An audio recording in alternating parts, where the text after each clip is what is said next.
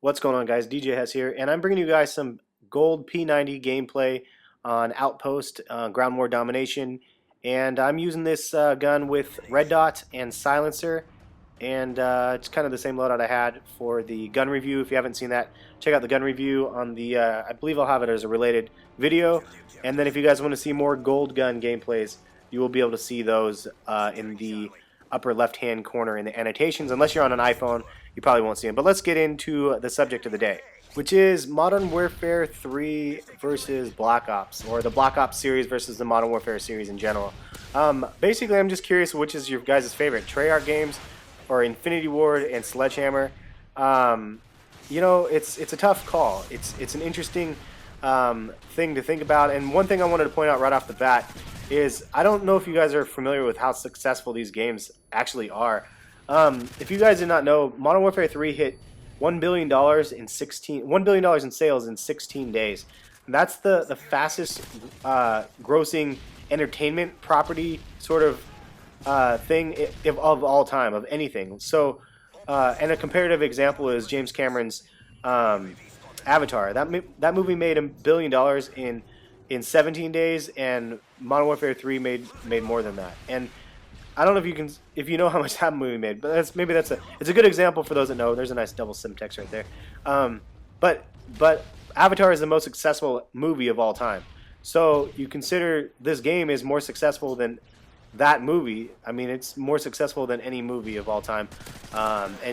Any source of entertainment. This is the number one. Now, Black Ops did do over $1 billion in sales as well. So don't let me fool you in thinking that Modern Warfare 3 is more successful than Black Ops. The Black Ops is extremely successful as well. But I don't know the actual firm numbers of which ones sold more. I need to look those up and see. But regardless, they're both very successful. Modern Warfare 3 just sold more in a shorter amount of time. But I'm curious what you guys think about the two companies independently, because there is the whole epidemic of Modern Warfare 3 that they don't patch their games. So Treyarch was known for being really active in the community. There was an issue in the game, a glitch in the game, they would patch it immediately. If, there was a lot of things set up so patching could be done, and they were quick to turn around on things. Modern Warfare 3 has been out, and as of when I'm doing this commentary, it came out in the beginning of November, and now it's the beginning of January. So it's 2 months, and the lag compensation is still messed up. If you consider things like that, it's just like, man, like, hopefully they get their shit figured out and fix it, because everybody wants to see the lag addressed. Nobody wants to see the lag the way it is. So, I mean, we can only cross our fingers and hope that Infinity Ward fixes some of this lag. Now, Black Ops, to me, I mean, the game play in general is just different. Everybody says Infinity Ward has better sound, or Sledgehammer, I guess now. They have better sound than Black Ops. You couldn't sound horn in Black Ops, stuff like that. And I don't usually sound horn games, so I don't really know. But I just personally, my preference is the graphics and gameplays of the Modern Warfare games, and that's because Modern Warfare 2 was really what caught my attention. And Modern Warfare 2 also, I like the hit detection in Modern Warfare 2 a lot. Modern Warfare 3, they really kind of messed it up. Hopefully they can just change it back to the way it was in Modern Warfare 2, but who knows. But what I wanted to compare now is basically the Modern Warfare versus Treyarch's like gaming segment versus or a comparative contrast to Nintendo and Sega. And let's take a little kind of a small history lesson. So in the late 80s, Nintendo had the first gaming console of their type called the NES, and that regular Nintendo is what I call it. I mean, it ended up selling a crap ton of games. It was an awesome console, and it was revolutionary for video gaming in general. Come, I think, 89 or so, around there, Sega released the Sega Genesis, and this was supposed to compete directly with Nintendo. But so basically, Sega would be the Infinity Ward in this situation, because they came out with something newer, something more complicated, more complex, and I'm speaking of like Modern Warfare when it came out, introduced kill streaks, etc., etc. But they got to introduce the first 16-bit console in the U.S. And basically, then Nintendo kind of waited a while. Nintendo didn't have the Nintendo or the Super Nintendo, so they called it. They did not release the Super Nintendo quite yet. It got, I believe, and this is my interpretation of how this happens, they get to live out the experience curve from Sega making the game and having any mistakes that they have when they release a product, the first of its kind. They get to ride out that experience curve, see what issues they had, see what went well, and then implement that better in their own gaming system. They were able to do that with the Super Nintendo, and when they released the Super Nintendo, it sold many more copies, more than the Sega Genesis. Sega also tried to do other fancy things on the side. They tried to do the Sega CD or whatever it is. I can't remember the name of it, but there was a Sega CD like attachment to the Genesis, so you could play CDs on it. But it was an expensive little add-on thing, which I guess you could call Call of Duty Elite. I'm not really sure, but basically it was like a little add-on thing, and you could have all these different add-ons to make you play CDs and hopefully improve your graphics to 32-bit and all this other shit. But Nintendo just kind of stuck to the core.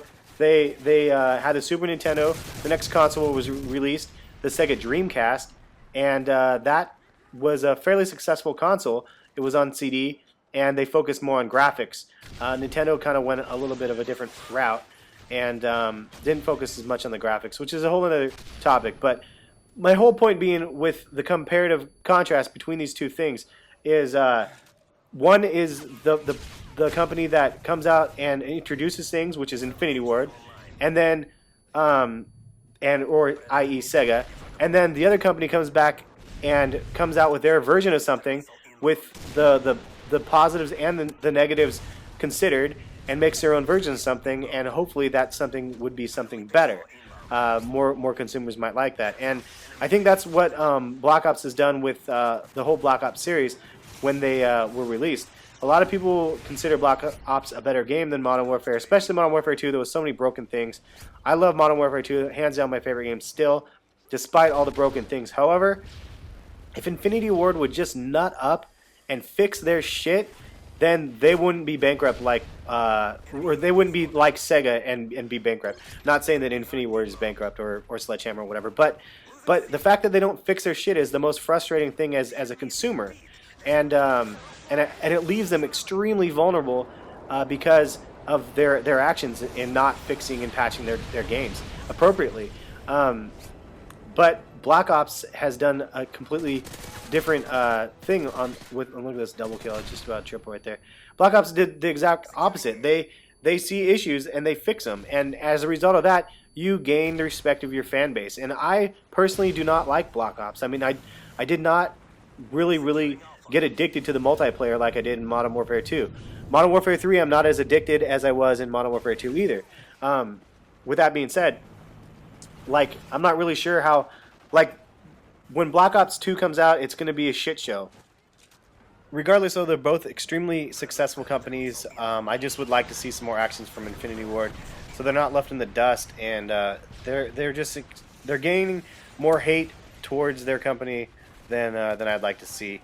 And hopefully, and I'm speaking of Sledgehammer and Infinity Ward both, hopefully they can fix their shit and stay on top of things. But that's kind of it for this commentary. Hopefully you guys found it insightful, entertaining, whatever it might be. But let me know in the comments below which